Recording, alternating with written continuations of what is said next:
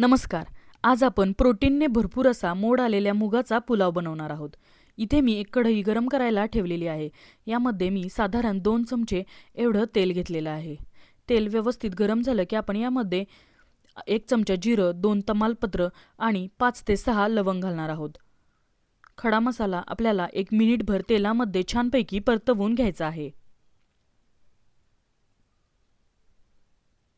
आता आपण यामध्ये 3 ते 4 हिरव्या मिरच्या उभ्या चिरून घालणार आहोत. तिखट मीठ तुम्ही तुमच्या आवडीनुसार कमी जास्त करू शकता. एक मीडियम साईजचा कांदा बारीक चिरून आपण इथे घेतलेला आहे. कांदा हलका गुलाबी होईपर्यंत आपल्याला तेलामध्ये छानपैकी परतवून घ्यायचा आहे. कांदा गुलाबी झाला की मग आपण यामध्ये 2 चमचे आलं लसूण पेस्ट घालणार आहोत. आलं लसूण पेस्ट आपल्याला छानपैकी परतून घ्यायची आहे.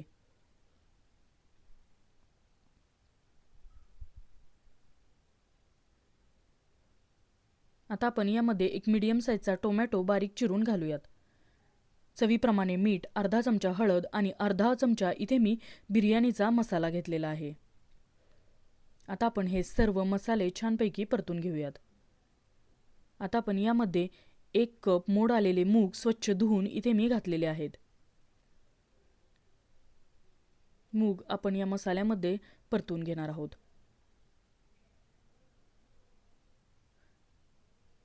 या पुलावमध्ये तुम्ही तेलाऐवजी तुपाचा सुद्धा वापर करू शकता. लहान मुलांच्या टिफिनपासून ते अगदी मोठ्यांपर्यंत सर्वांना तुम्ही ही रेसिपी खाऊ घालू शकता. आता इथे मी 1 कप बासमती तांदूळ स्वच्छ धुवून घेतलेला आहे. 1 कप मोड आलेल्या मुगासाठी इथे मी 1 कप तांदूळ वापरलेला आहे. तांदूळ सुद्धा आपण व्यवस्थित परतून घेणार आहोत.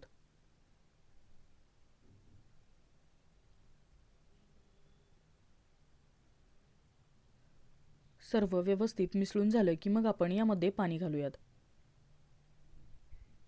साधारण 2 ते 2.5 कप एवढं मी पाणी इथे घातलेलं आहे. पाण्याला व्यवस्थित उकळी आली की आपण झाकण ठेवून बारीक फ्लेमवर हा एक 10 ते 15 मिनटं पुलाव व्यवस्थित शिजवून घेणार आहोत. चवीला हा फार छान लागतो व प्रोटीनने भरपूर असा आहे. अशाच प्रकारच्या भरपूर हेल्दी रेसिपी आपल्या चॅनेलवर अपलोड केलेल्या आहेत. त्यासुद्धा तुम्ही हेल्दी रेसिपी या प्लेलिस्टमध्ये जाऊन पाहू शकता. आता आपण यावर झाकण ठेवूयात व लो फ्लेमवर हा 10 ते 15 मिनटं भात आपण शिजवून घेणार आहोत. अशाच प्रकारच्या भरपूर भाताच्या रेसिपीसुद्धा आपल्या चॅनेलवर अपलोड केलेल्या आहेत. त्यासुद्धा तुम्ही नक्की चेक करा. आपला पुलाव एकदम सुटसुटीत आणि छान असा झालेला आहे. जर तुम्हाला ही रेसिपी आवडली तर प्लीज लाईक करा, शेअर करा. सातारकर माधुरी या यूट्यूब चॅनलला सबस्क्राईब करा. धन्यवाद.